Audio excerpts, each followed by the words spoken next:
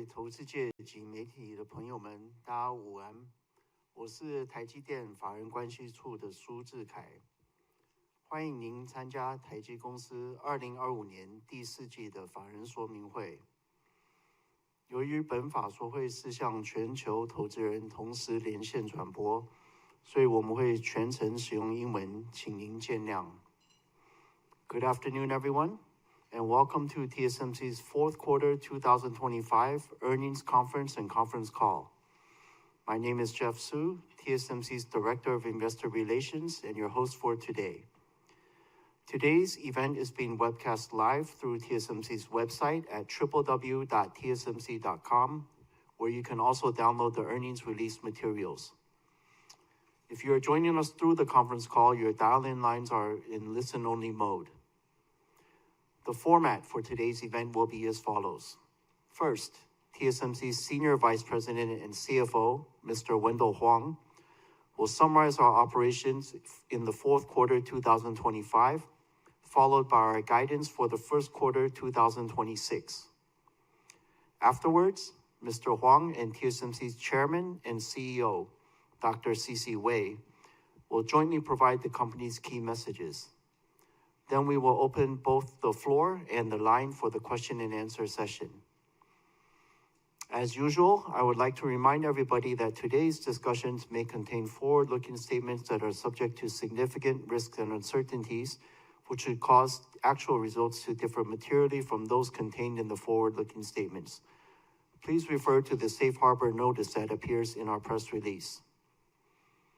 And now, I would like to turn the microphone over to TSMC's CFO, Mr. Wendell Huang, for the summary of operations and the current quarter guidance. Thank you, Jeff. Good afternoon, everyone. Thank you for joining us today. My presentation will start with financial highlights for the fourth quarter of 2025 and a recap of full year 2025. After that, I will provide the guidance for the first quarter of 2026. Fourth quarter revenue increased 5.7% sequentially in NT, supported by strong demand for our leading-edge process technologies. In US dollar term, revenue increased 1.9% sequentially to $33.7 billion, slightly ahead of our fourth quarter guidance. Gross margin increased by 2.8 percentage points sequentially to 62.3%, primarily due to cost improvement efforts, favorable foreign exchange rate, and a high capacity utilization rate. The operating expenses accounted for 8.4% of net revenue, compared to 8.9% in third quarter of 25, due to operating leverage. Thus, operating margin increased sequentially by 3.4 percentage points to 54%. Overall, our fourth quarter EPS was 19.5 NT, and ROE was 38.8%. Now let's move on to revenue by technology. 3nm process technology contributed 28% of wafer revenue in the fourth quarter, while 5nm and 7nm accounted for 35% and 14% respectively. Advanced technologies, defined as 7nm and below, accounted for 77% of wafer revenue. On a full year basis, 3nm revenue contribution came in at 24% of 2025 wafer revenue, 5nm 36%, and 7nm 14%.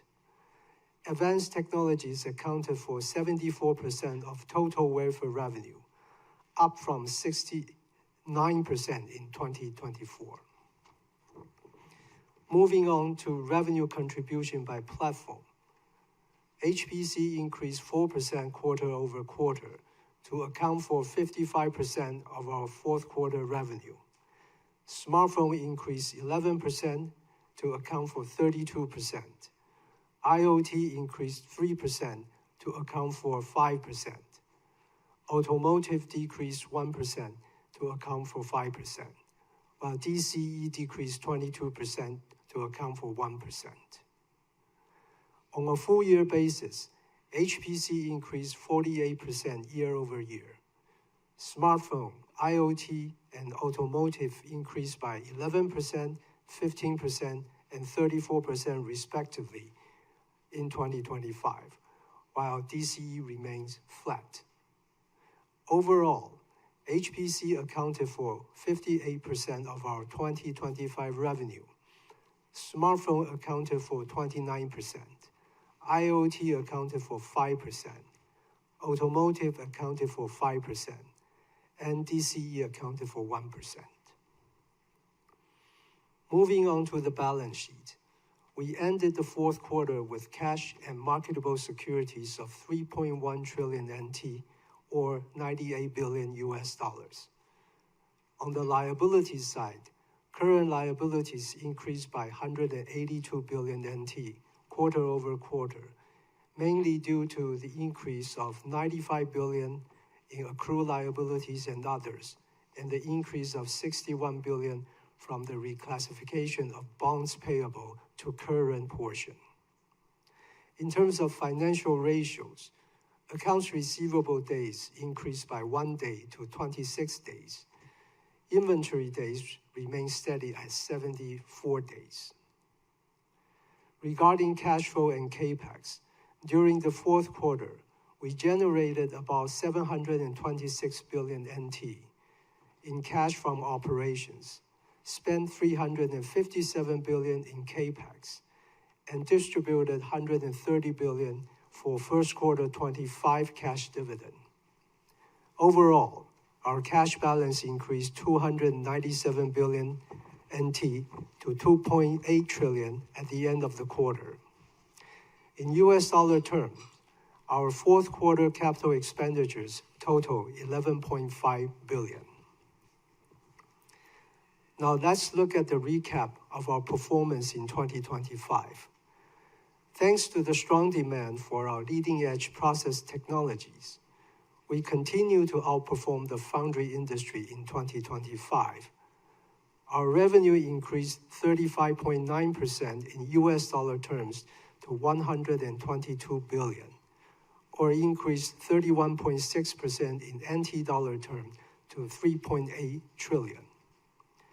Gross margin increased 3.8 percentage points to 59.9%, mainly reflecting a higher capacity utilization rate and cost improvement efforts, partially offset by an unfavorable foreign exchange rate and margin dilution from our overseas fabs.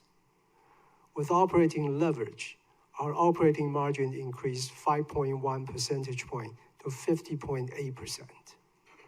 Overall, full-year EPS increased 46.4% to 66.25 NT, and ROE increased 5.1 percentage point to 35.4%. In 2025, we generated 2.3 trillion NT in operating cash flow, spent 1.3 trillion NT or $40.9 billion on capital expenditures. As a result, free cash flow amounted to 1 trillion NT, up 15.2% from 2024. Meanwhile, we paid 467 billion NT in cash dividends in 2025, up 28.6% year over year, as we continue to increase our cash dividend per share. TSMC shareholders receive a total of 18 NT cash dividend per share in 2025, up from 14 NT in 2024, and they will receive at least 23 NT per share in 2026. I have finished my financial summary. Now let's turn to our current quarter guidance. We expect our business to be supported by continued strong demand for our leading-edge process technologies. Based on the current business outlook, we expect our first quarter revenue to be between 34.6 billion and $35.8 billion, which represents a 4% sequential increase or a 38% year-over-year increase at the midpoint. Based on the exchange rate assumption of $1 to 31.6 NT, gross margin is expected to be between 63 and 65%, operating margin between 54 and 56%. Lastly, our effective tax rate was 16% in 2025. For 2026, we expect our effective tax rate to be between 17 and 18%. This concludes my financial presentation. Now, let me turn to our key messages. I will start by talking about our fourth quarter 25 and first quarter 26 profitability. Compared to third quarter, our fourth quarter gross margin increased by 280 basis points sequentially to 62.3%, primarily due to cost improvement efforts, a more favorable foreign exchange rate, and a higher overall capacity utilization rate. Compared to our fourth quarter guidance, our actual gross margin exceeded the high end of the range provided 3 months ago by 130 basis points, mainly as we delivered better than expected cost improvement efforts. In addition, the actual fourth quarter exchange rate was $1 to 31.01 NT, as compared to our guidance of $1 to 30.6 NT.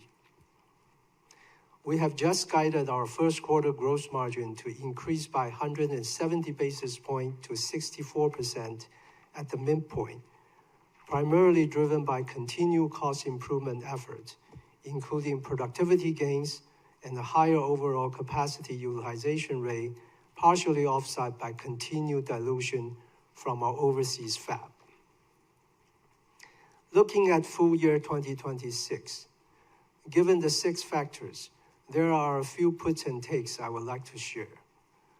On the one hand, we expect our overall utilization rate to moderately increase in 2026. N3 gross margin is expected to cross over to the corporate average sometime in 2026, and we continue to work hard to earn our value.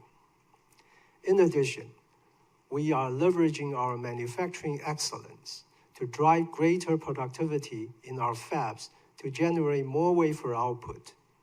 We are also increasing across-node capacity optimization, which includes flexible capacity support among N7, N5, and N3 nodes to support our profitability. On the other hand, as the scale of our overseas expansion grows, we continue to forecast the gross margin dilution from the ramp-up of overseas fabs in the next several years to be between 2 to 3% in the early stages and widen to 3 to 4% in the latter stages. Furthermore, the initial ramp-up of our 2-nanometer technology will start to dilute our gross margin in the second half of the year, and we expect between 2 to 3% dilution for the full year of 2026. Finally, we have no control over the foreign exchange rate, but that may be another factor in 2026. Next, let me talk about our 2026 capital budget and depreciation. At TSMC, a higher level of capital expenditures is always correlated to the high growth opportunities in the following years. With our strong technology leadership and differentiation, we are well positioned to capture the multi-year structural demand from the industry megatrends of 5G, AI, and HPC. In 2025, we spent $40.9 billion as compared to $29.8 billion in 2024, as we began to raise our level of capital spending in anticipation of the growth that will follow in the future years. In 2026, we expect our capital budget to be between $52 billion $56 billion as we continue to invest to support our customers' growth. About 70 to 80% of the 2026 capital budget will be allocated to advanced process technologies. About 10% will be spent for specialty technologies, and about 10 to 20% will be spent for advanced packaging, testing, mask making, and others. Our depreciation expense is expected to increase by high teens % year over year in 2026, mainly as we ramp our 2-nanometer technologies. Even as we invest in the future growth with this level of CapEx spending in 2026, we remain committed to delivering profitable growth to our shareholders. Finally, let me talk about TSMC's long-term profitability outlook. As a foundry, our biggest responsibility is to support our customers' growth, and we always view them as partners. Having said that, we are in a very capital-intensive business. In the last 5 years alone, our CapEx total $167 billion. Our R&D investments total $30 billion. Therefore, it is important for TSMC to earn a sustainable and healthy return as we continue to invest in leading-edge, specialty, and advanced packaging technologies to support our customers' growth. Today, we face increasing manufacturing cost challenges due to the rising costs of leading nodes. For example, the cost of tools are becoming more expensive, and process complexity is increasing. As a result, the CapEx dollar required to build 1K wafer per month capacity of N2 is substantially higher than 1K wafer per month capacity for N3. The CapEx per K cost for A14 will be even higher. We also face additional cost challenges from expansion of our global manufacturing footprint, new investments in specialty technologies, and inflationary costs. These all lead to a higher level of CapEx spending. As a result, in the last 3 years, our CapEx dollars amount total $101 billion, but is expected to be significantly higher in the next 3 years. Having said that, we continue to work closely with our customers to plan our capacity while sticking to our disciplines to ensure a healthy overall capacity utilization rate through the cycle. Our pricing will remain strategic, not opportunistic, to earn our value. We will work diligently with our suppliers to drive greater cost improvements. We will also leverage our manufacturing excellence to generate more wafer output and drive greater across-node capacity optimization in our fab operations to support our profitability. By taking such actions, we believe a long-term gross margins of 56% and higher through the cycle is achievable, and we can earn an ROE of high 20s% through the cycle. By earning a sustainable and healthy return, even as we shoulder a greater burden of CapEx investment for our customers, we can continue to invest in technology and capacity to support their growth while delivering long-term profitable growth to our shareholders.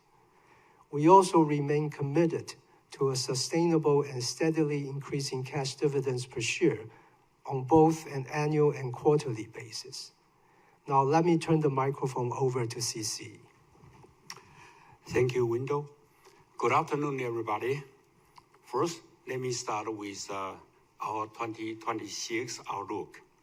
In 2025, we observe robust AI-related demand throughout the whole year, while non-AI end market segment bottomed out and saw a mild recovery. Concluding 2025, the Foundry 2.0 industry, which we define as all logic wafer manufacturing, packaging, testing, mask making, and others increased 16% year-over-year.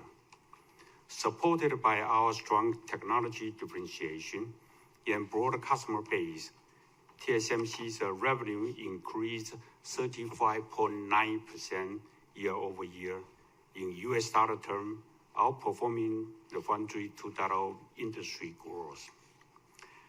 Entering 2026, we understand there are uncertainties and risks from the potential impact of tariff policies and rising component prices, especially in consumer-related and price-sensitive yet market segment. As such, we will be prudent in our business planning while focusing on the fundamentals of our business to further strengthen our competition position. We forecast the Foundry 2.0 industry to grow 14% year-over-year in 2026, supported by robust AI-related demand. Underpinned by strong demand for our leading-edge specialty and advanced packaging technologies, we are confident we can continue to outperform the industry growth. We expect 2026 to be another strong growth year for TSMC and forecast our full-year revenue to increase by close to 30% in US dollar terms. Next, let me talk about the AI demand and TSMC's long-term growth outlook. Recent development in the AI market continue to be very positive. Revenue from AI accelerator accounted for high teens % of our total revenue in 2025. Looking ahead, we observe increasing AI model adoption across consumer, enterprise, and sovereign AI segment. This is driving need for more and more computation, which supports the robust demand for leading-edge silicon. Our customers continue to provide us with their positive outlook. In addition, our customers' who are mainly the cloud service providers, are also providing strong signals and reaching out directly to request the capacity to support their business. Thus, our conviction in the multi-year AI megatrend remains strong, and we believe the demand for semiconductor will continue to be very fundamental. As a foundry, our first responsibility is to fully support our customer with the most advanced technology and necessary capacity to unleash their innovations. To address the structural increase in the long-term market demand profile, TSMC works closely with our customer and our customer's customer to plan our capacity. This process is continuous and ongoing. In addition, as process technology complexity increases, the engagement time with customer is now at least 2 to 3 years in advance.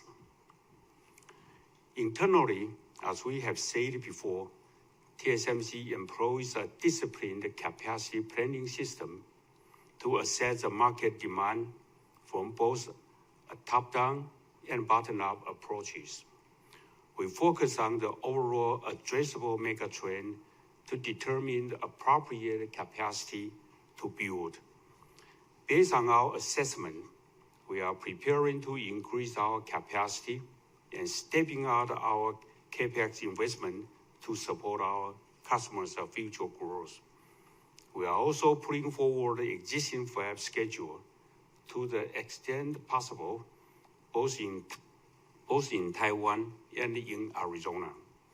We are also leveraging our manufacturing excellence to drive greater productivity in our fabs to generate more output, convert N5 capacity to support N3 wherever necessary, and focus on capacity optimization across nodes to maximize the support to our customers.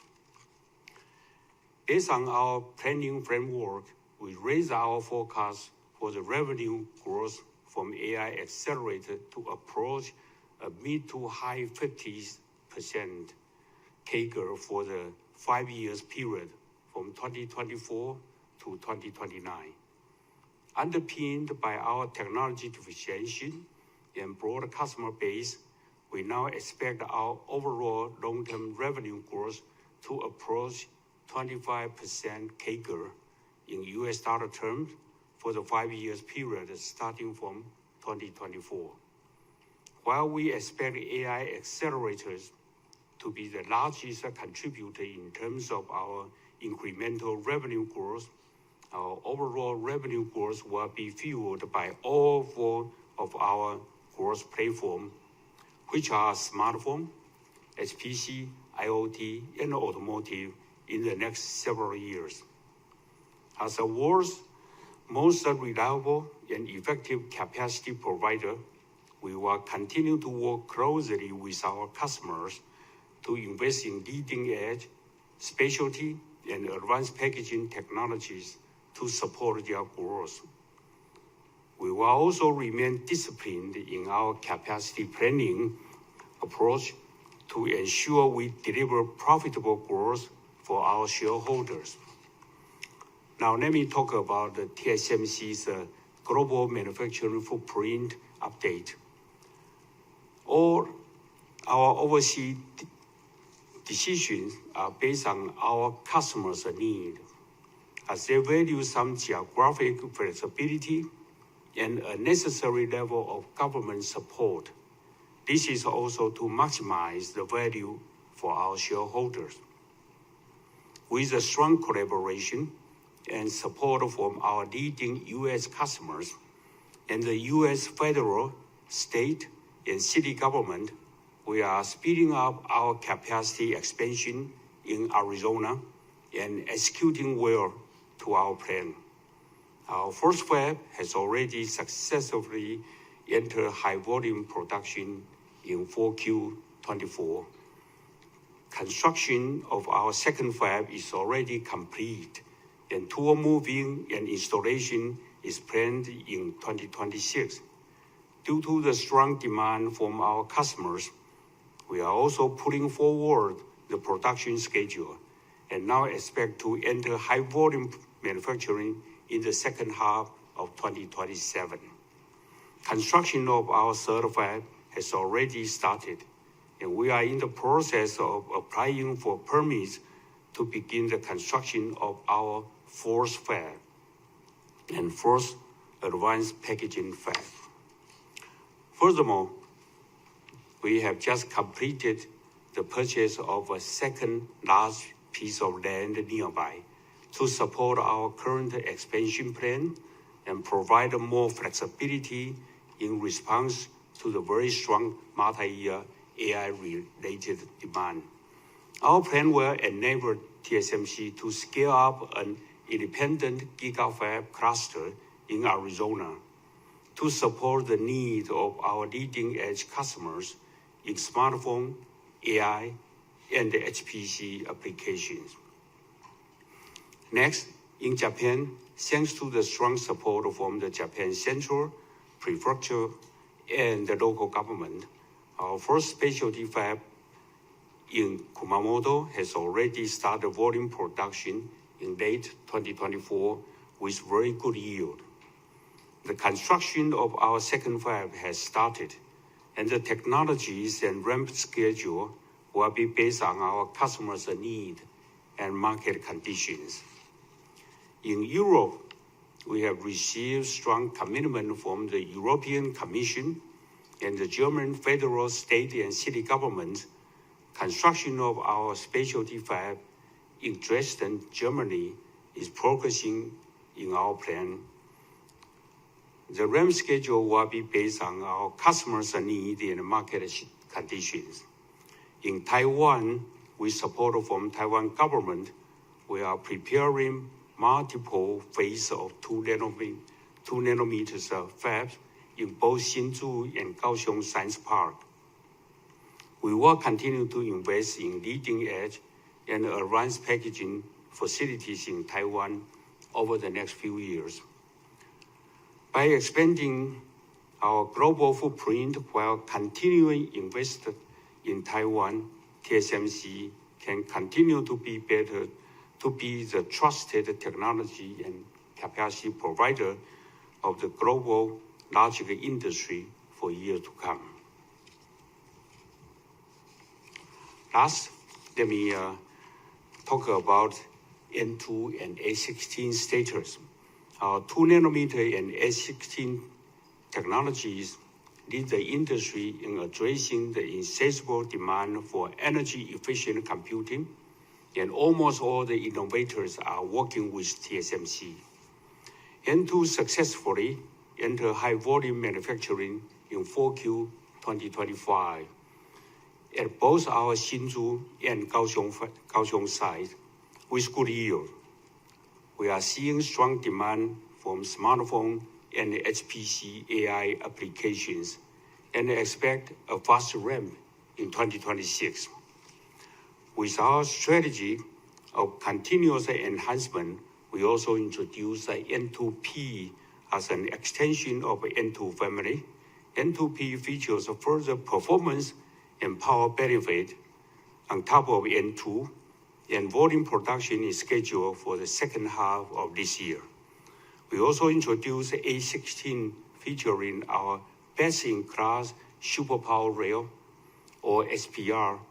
A16 is best suitable for specific HPC products with complex signal route and dense power delivery network. Volume production is on track for second half 2026.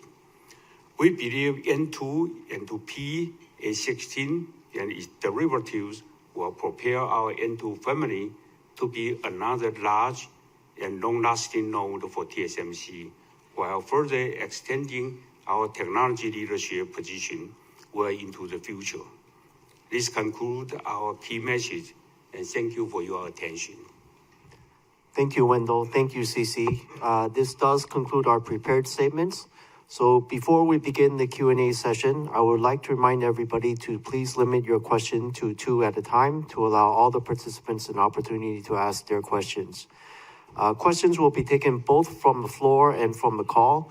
Should you wish to raise your question in Chinese, I will translate it to English before our management answers your question. For those of you on the call, if you'd like to ask a question, please press the star, then 1 on your telephone keypad now. Questions will be taken in the order they were received. If at any time you'd like to remove yourself from the questioning queue, please press star 2. So now let's begin the question and answer session. I think we'll take the first few questions from the floor here. So why don't we start over here with Gokul Hariharan from JP Morgan. Thank you. Thank you, and Happy New Year. CC, it definitely feels like you have heard what your customers have said to you over the last 3-4 months. Could you give us a little bit more color on what you're hearing from your customers on demand? Because this is a very big step up in the capacity commitment. There is definitely a lot of concern in the financial market, especially about whether we are in a bit of a bubble.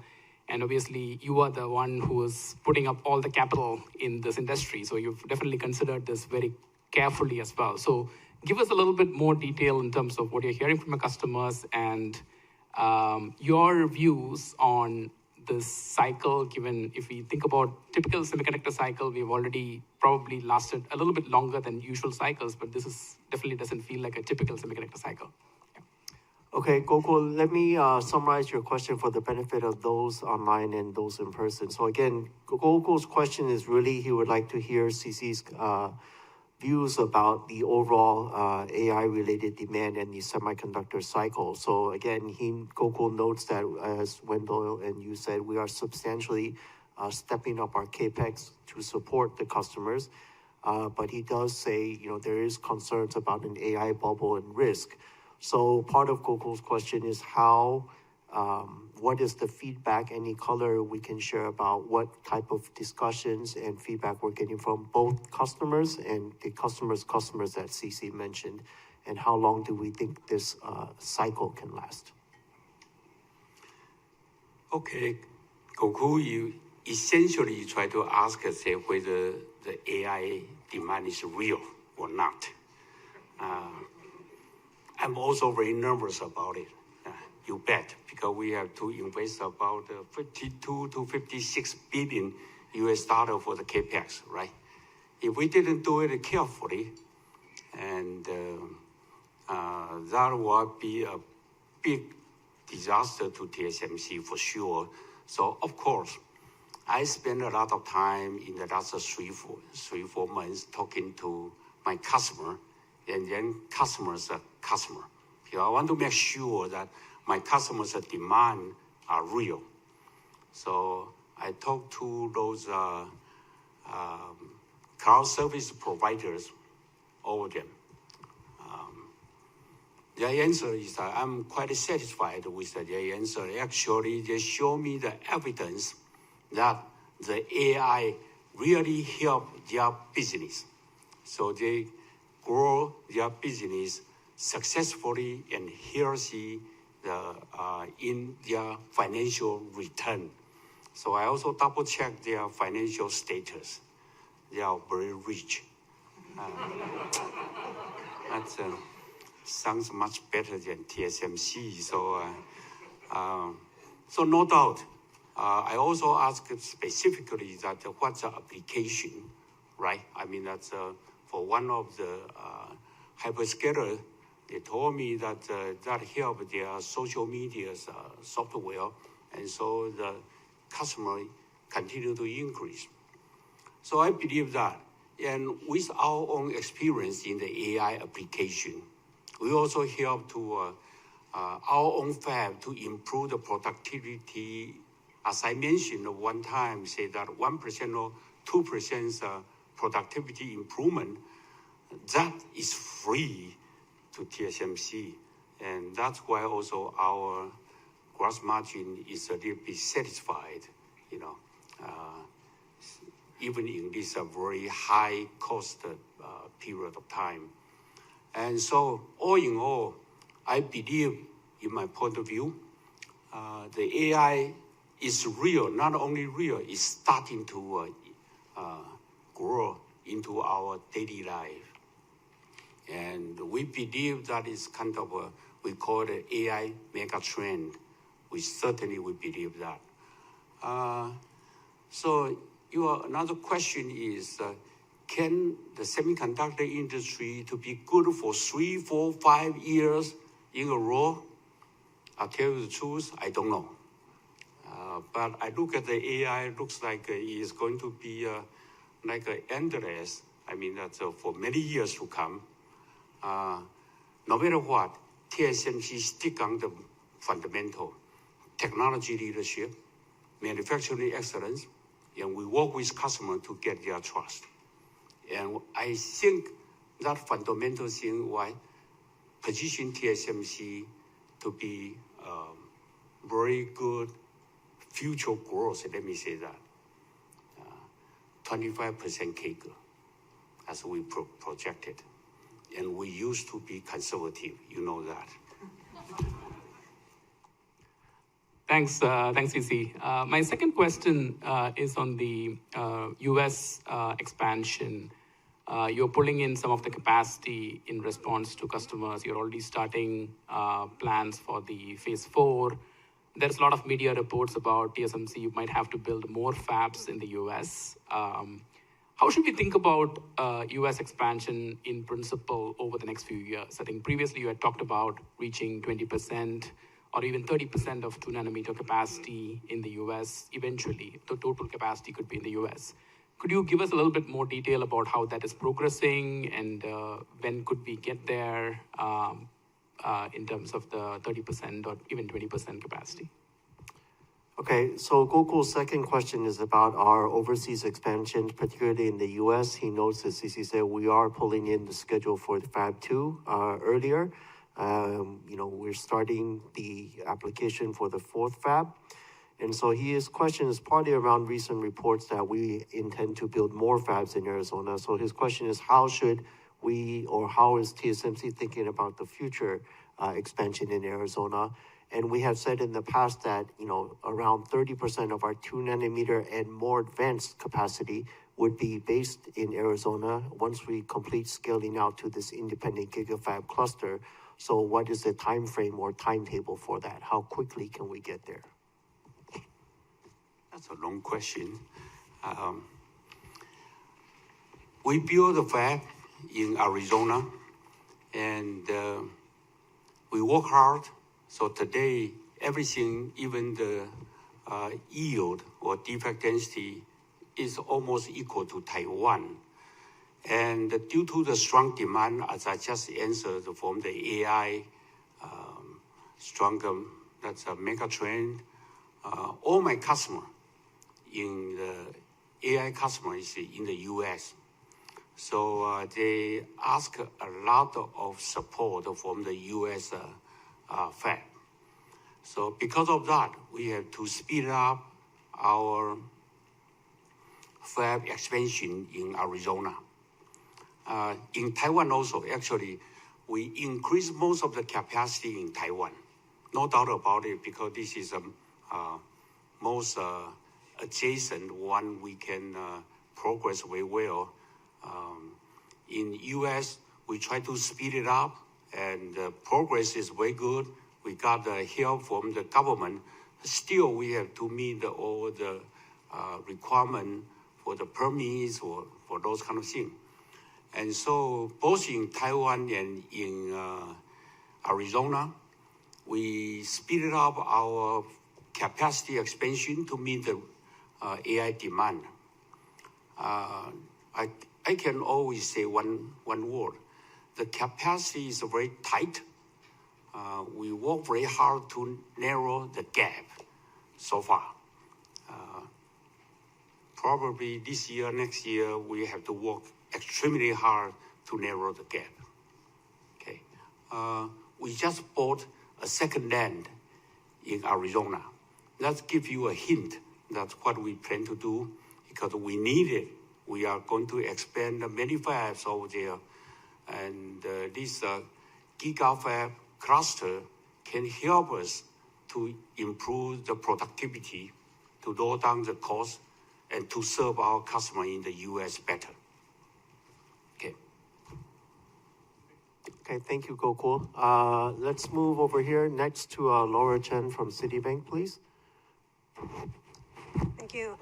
Thank you, Cici and Wendell, for very comprehensive outlook briefing, and also congratulate for the great result.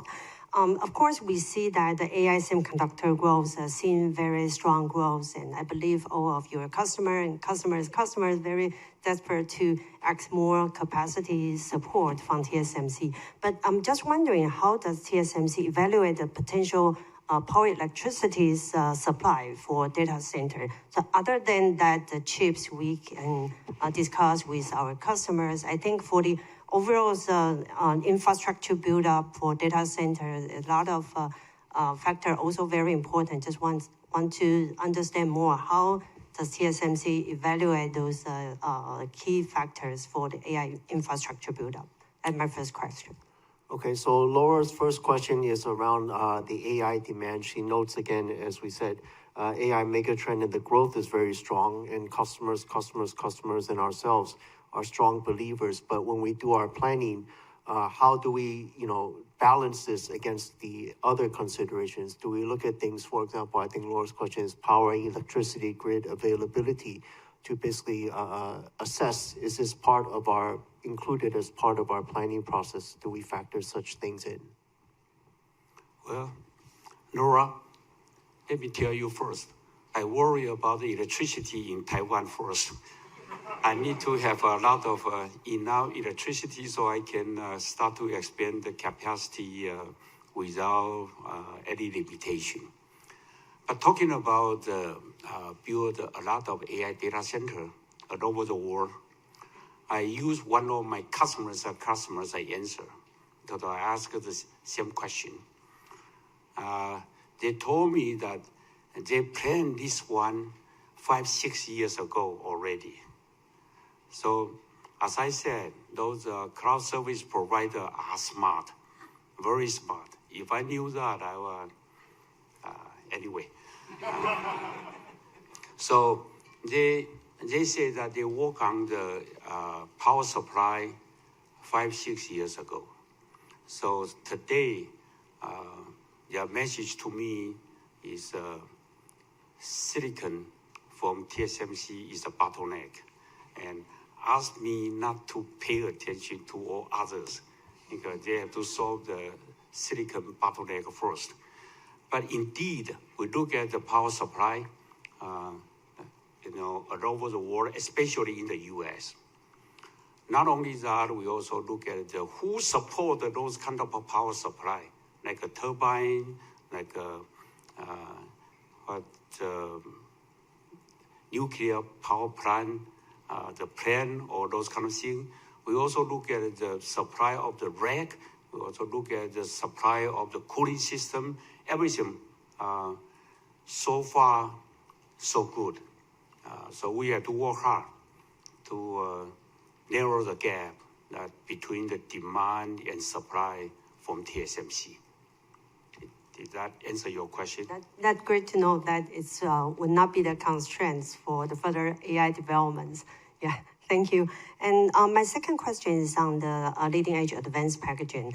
When can you remind us that what would be the revenue contribution last year for the advanced packaging overall? First of all, we see that I recall that in the past that the capex for leading edge advanced packaging roughly about 10%. Yeah, but now it could be up to like 20%. So I'm just wondering that for the expansion, can you give us more detail about what kind of the plans you are looking for? Will you focus more on like a 3D IC, SOIC, or are you also start to work on more advanced like a panel-based in the longer term? I also think that before we talk about that we'll work more closely with OSAT's partner on the leading edge advanced packaging. So just wondering what kind of the process will be the key expansion plan in the space. Thank you. Okay, so Laura's second question is more related to advanced packaging. What was the revenue contribution of what we call the back end, which is advanced packaging testing as a whole in 2025? And then she notes the CAPEX. Actually, this year, I believe, Window, we guided 10 to 20% of CAPEX, which is the same as last year. But anyways, she wants to know what is the focus of this CAPEX. Is it on 3D IC? Is it on SOIC packaging solution? Is it on panel level? Sort of what is the key areas we're focusing on relative to the CAPEX? Okay, Laura, the revenue contribution last year from advanced packaging is close to 10%. It's about 8%. For this year, we expect it to be slightly over 10%. Okay. We expect it to grow in the next 5 years higher or faster than the corporate. And the CAPEX, yes, you're right, in the past is about 10%, lower than 10%. Now we're saying advanced packaging together with mass making and others accounted for between 10 to 20%. So you can see that the investment amount is higher. And we're investing in areas in advanced packagings where our customers need. So the areas that you mentioned, basically, we continue to invest. Thank you, Wendell. Okay, let's move on to Charlie Chan from Morgan Stanley here. Thanks, Jeff. Happy New Year, CC and Wendell. So first of all, amazing results and guidance. Congratulations to the management team. So my first question is about outside of AI, what do you see for those end markets? Right? You talk about the memory costs, etc. So can you give us some kind of your underlying assumption for PC shipments, smartphone shipments, etc.? And also, in your HPC, there are some other pieces like networking and general servers. Can you comment about the growth potential for those segments? Thank you. Okay, Charlie's first question is very specific. Well, generally he wants to know about how do we see the non-AI demand, especially in the context where the certain component costs such as memory costs are rising. So he wants to know what do we see the impact on the PC and smartphone markets in terms of shipments. He's also asking very specifically, what about networking? What about general server? Each these different segments. Well, Charlie, those although we say is called non-AI, but actually they're related to AI. You know that, right? Because of networking processor, you still need to have AI data to scale up or scale out. Those are the networking switches or those kind of things. It still grow very strong. As for PC or the smartphone, to tell the truth, we expect because higher memory supply, so we expect the unit growth will be very minimal. But for TSMC, we did not feel our customers change their behavior. And we look at it, and then we find out that we supply most of the high-end smartphones. The high-end smartphone is less sensitive to the memory price. So the demand is still strong. Using one sentence, I like to say, we still try very hard to narrow the gap. We have to supply a lot of wafers to them also. Thanks, CC. I think that's very consistent with your 5-year CAGR outlook for all the 4 segments. And my second question is about the Intel's foundry competition. I think U.S. President seems to be very happy with Intel's recent progress, and even mentioned 2 of your key customers, right? NVIDIA, Apple may have some partnership with Intel Foundry. Should we concern about this so-called competition, and what TSMC can really do to mitigate or avoid a potential market share loss at those key U.S. customers, not limited to the 2 customers I just mentioned? Thank you. Okay, so Charlie's second question is on the foundry competition and competition from a U.S. IDM. He knows the U.S. president is very happy with the progress. 2 of our key customers. He also was mentioned. So his question is fundamentally, is there a concern or risk going forward of market share loss for TSMC to our foundry competition? Well, kind of a simple question. I should say no. Let me explain a little bit. Because in these days, it's not money to help you to compete, right? I also like, whoever you just mentioned to invest on Intel. I like them to invest on TSMC also. But the most fundamental thing is, let me share with you. Today's technology is so complicated.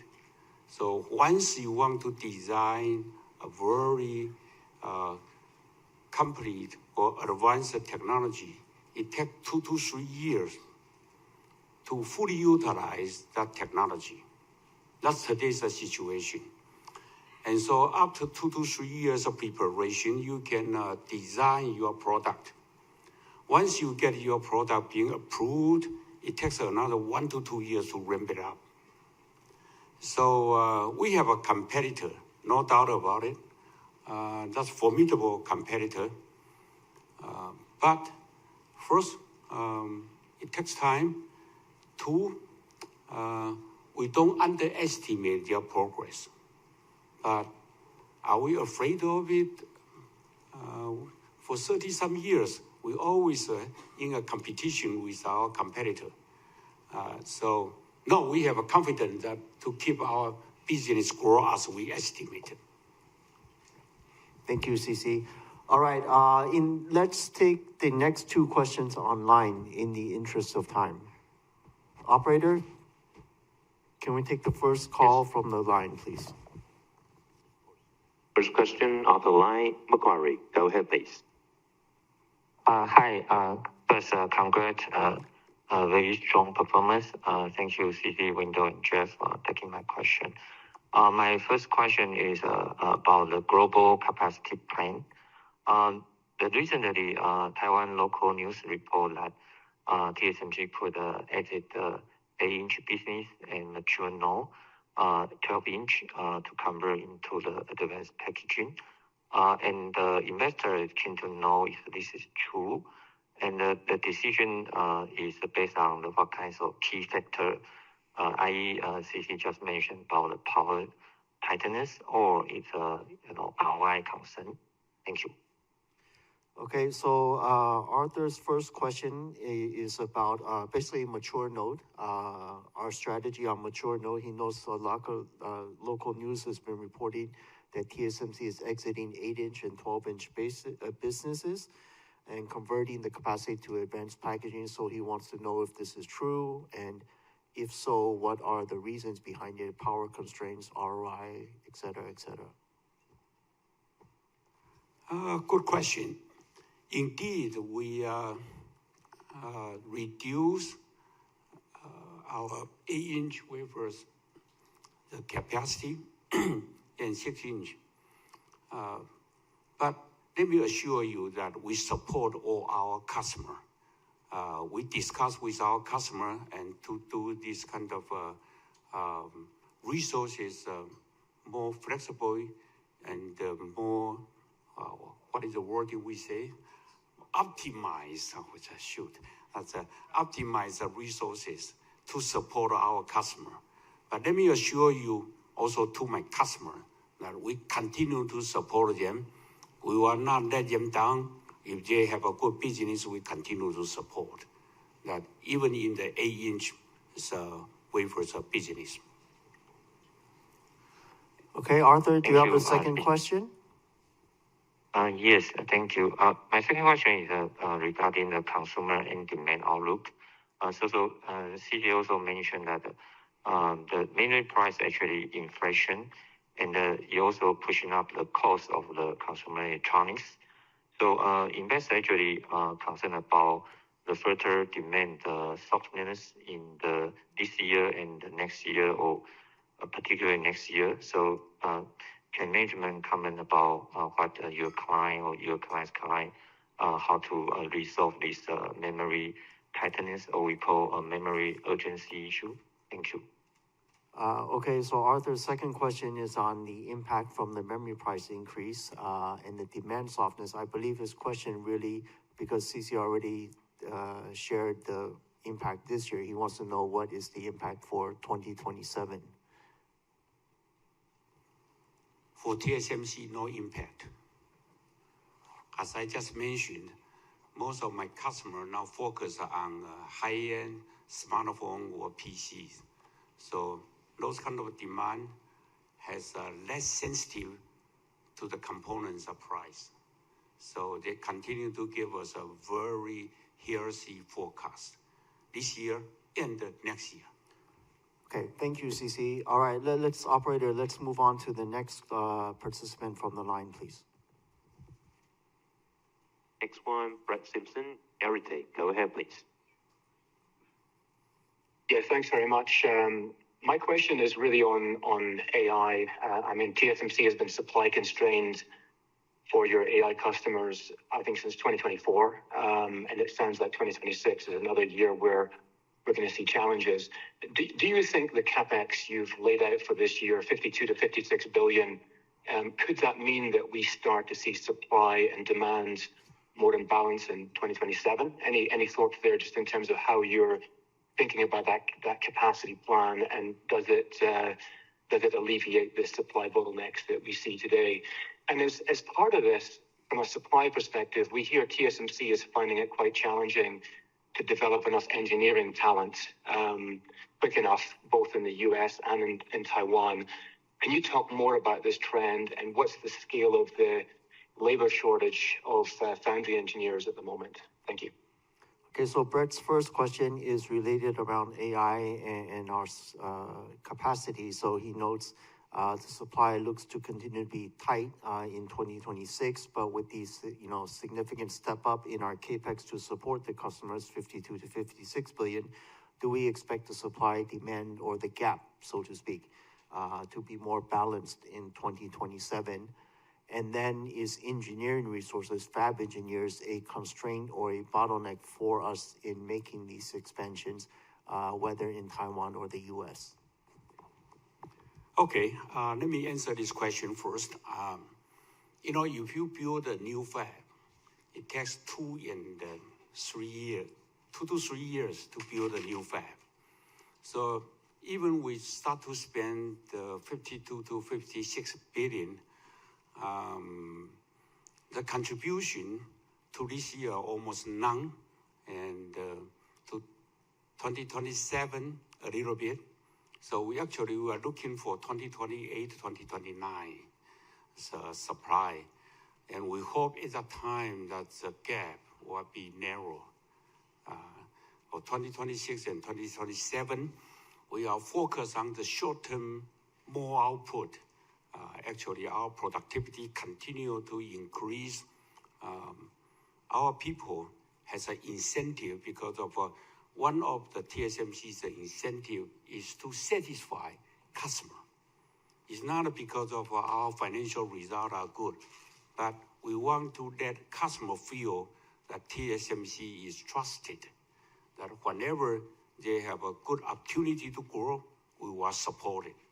So in 2026, 2027, for the short term, we focus on the productivity improvement, which we done quite a good result because of Wendell just mentioned that we can have a good financial result is because of that. But that's not our incentive. That's our incentive, but that's not our purpose. Our purpose is to support our customer. So 2026, 2027 for the short term, we are looking to improve our productivity. 2028 to 2029, yes, we start to increase our capex significantly, and it will continue this way if the AI demand mega trend as we expected. Okay, Brett, thank you, CC. Brett, do you have a second question? Yeah, I do, and thanks, that was very clear. I guess my second question is about pricing, and if I look at 2025, this was the second consecutive year where TSMC's wafer ASPs were up around 20%. As leading edge becomes a bigger portion of the mix, and also you feed through price increases. When we factor in the ramp of more expensive overseas fabs, is 20% ASP, wafer ASP increases the new normal for TSMC? Typically, you have an annual price negotiation about this time of the year. And so I'm trying to understand how you project ASPs in 26. And is your March quarter guidance factoring in price increases at leading edge? Thank you. Okay, so Brett's question is on pricing. He notes that, which he's looking at the blended wafer price is increasing at close to 20% according to his estimates. Of course, that's blended both on price and mix, but it's a leading edge, and also we have mentioned earning our value. So he wants to know, is this the new normal going forward? Well, this is a tough question. I let the CFO to answer. Okay, every new node we have a price, the price will increase, the blended ASP will increase. I think they continue this way in the past and will continue the way in going forward. But Brett, I think you're asking about the contribution from pricing to the profitability.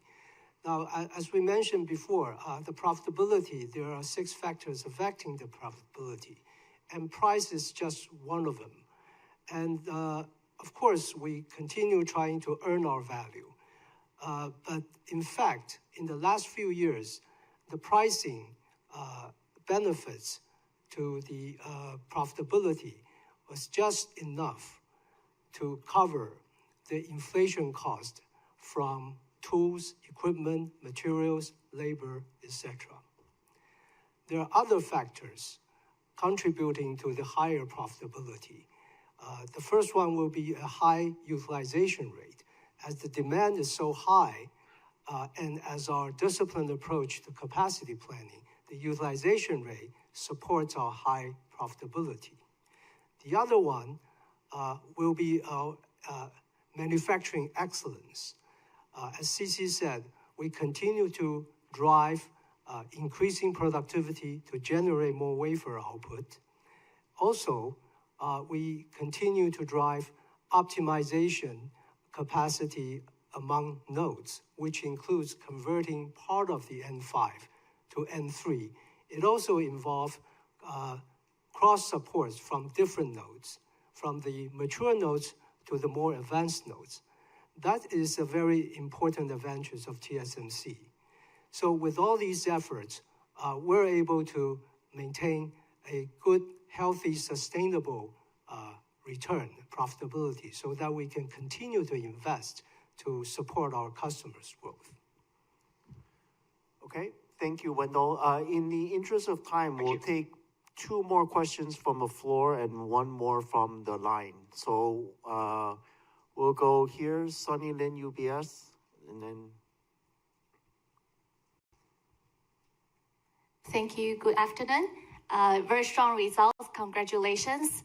So number one, if we look at the company, very different versus in the past from many angles. But if we look at the ramp from new node, now you can generate actually higher revenue from new node in year 4 or even year 5 of mass production versus in the past, new node like peak revenue in the 2nd or even 3rd year of mass production. And so could you help us understand with this new trend, what's the financial implications? And then what does that imply for you to operate or even compete differently versus in the past?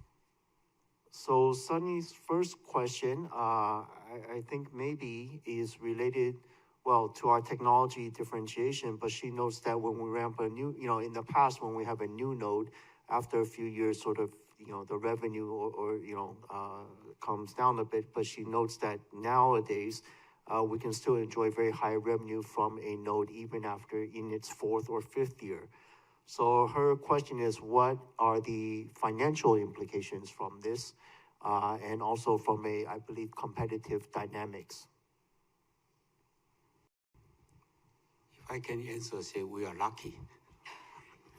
Actually, if you look at the semiconductors product, right now, the trend is you need to have a lower power consumption, always, and then high-speed performance. And for TSMC, our technology differentiation become more and more clear. We have both benefit. We have a high speed, and we have a low power consumption. And so our leading-edge customer, the first wave, the second wave, the third wave continue to come, and so that sustain the demand for a long, long time. That's a difference. Of course, this one, you need to have technology leadership, and which the technology leadership much easier to say, but every year you have to improve. As we said, we have a N2, N2P, and then you won't be surprised, and the third one will be N2 something, and continuously.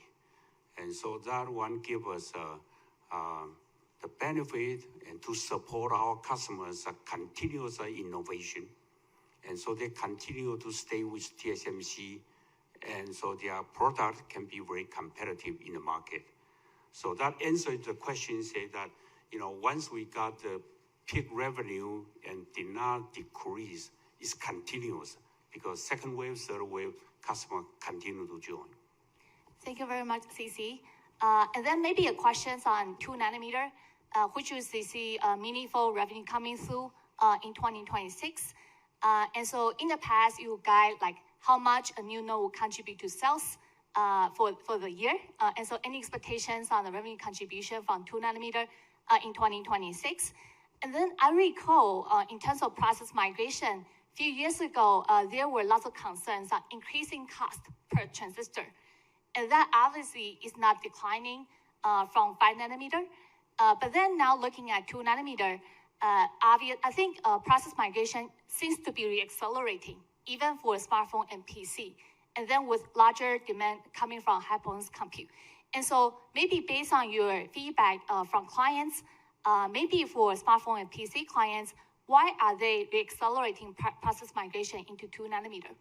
Okay, so Sunny's second question very quickly in 2 parts. 2 nanometer, as we said, is a fast ramp in 2026. Very strong customer interest and demand. So what do we have any revenue percentage to guide for in 2026? Yeah, Sunny, the 2 nanometer will be a bigger node than 3 nanometer from the start. Okay, but it's less meaningful nowadays to talk about the percentage of revenue contribution when the new node starts, because the corporate as a whole, the revenue has become much bigger than before. So yeah, revenue dollar, it's a bigger node, but percentage-wise, less meaningful. And then the second part of Sunny's question from a technology perspective, as you know, she noted increasing cost per transistor, as we said, CapEx per K going higher. So her question very simply, what's the value? What's driving, smartphone, HPC customers actually to see, we're seeing a widening out of the adoption of N2. So what is the value that it's providing that the customers are willing to adopt N2? I already answered the question, right? Because of now the whole product is looking for low power consumption and high-speed performance. And our technology can provide that value. I also say that every year we improve.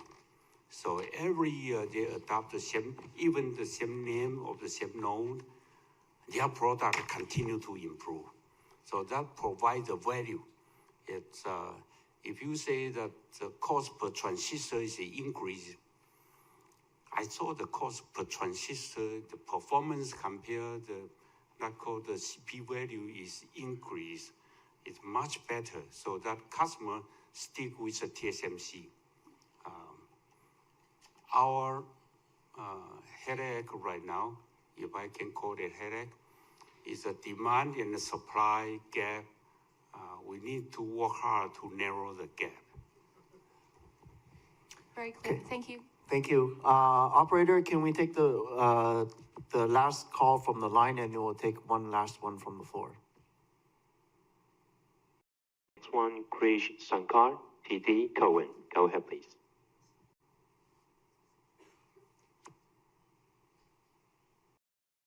Hello? Okay. Krish, are you there? I guess not. Then let's just take the last, the last question from Bruce Lu from Goldman Sachs. Thank you. Thank you for thank you for letting me to ask the last question. Hopefully it's not that difficult. So I think one of the key, I understand that TSMC is trying very hard to increase the capacity. AI revenue is growing like 15% a year, 15% plus a year. But token consumption for last few quarters is 15% a quarter. So the gap is still there, right? I mean, that's why Elon Musk was talking about the chip war. So can you share with us that in your assumption, when you provide 50% plus AI revenue growth, what kind of token consumption you can support, and how many gigawatts power in terms of the chips you can support in your assumption when you provide this kind of 5 years revenue guidance for AI? Okay, so Bruce's first question is around our AI CAGR. Actually, to be correct, we have guided for the AI CAGR to grow mid to high 50s CAGR in the 5-year period from 2024 to 2029. So that is the official guidance we have provided just today. Bruce's question is, in this guidance, what is our assumption, basically assuming about the token growth behind this type of CAGR? What is our assumption in terms of translating to how much gigawatts of data center can we support, and other specific assumptions behind our guidance? Bruce, you got me. I mean, that's, I also try to understand what is the tokens of growth, but my customers, there's a product improvement continue to increase. So from, it's a well-known from Hopper to Blackwell to Rubin, that almost double, triple that their performance. So the one they can support the tokens of growth, or the one they can continue to support the compute power is enormous. And so I lost a track, to be frank with you. And for gigawatt, I want to see that how much of TSMC can make the money from the gigawatt, rather than say that, how much we can support. Today, from my point of view, still the bottleneck is TSMC's wafer supply, not the power consumption, not yet. So we also look at carefully. To answer your question, say that the TSMC's wafer can support how much of the gigawatt, still not enough. They still have an abundance of power supply in the US. Okay, my next question is for the CapEx, right? I want to double check with what I just heard, that CC was talking about like 2027, the CapEx will be more for the productivity improvement, when 28, 29 may be meaningfully higher. So I do recall that in 2021, TSMC provided 3 years for $100 billion CapEx to support like structural growth. Now the demand is even stronger. Based on that, can we do 3 years, $200 billion for CapEx for next 3 years? The math sounds doable. Okay, so, well, first, a slight clarification, because CC was talking about this year we have substantially, stepping up our CapEx investment, but CC also mentioned it takes 2 to 3 years to build capacity. So in terms of Bruce's question is, do we say 2027, significant step up in CapEx? I think we're saying it takes time for that capacity to come out. So that's the first part. Yeah, I think, Bruce, what CC said was the productivity was our main focus in 26 and 27, because when we start to invest, the fab, the volume production will not come out until 28 and 29. So the dollar amount invested today is for 2 years or even in the future. And CapEx dollar amount, as I said, in the last 3 years, $101 billion. In the next 3 years, significantly higher. I'm not going to share with you the number, but significantly higher. Yeah. So I think Wendell has addressed at least both parts of Bruce's question. Okay?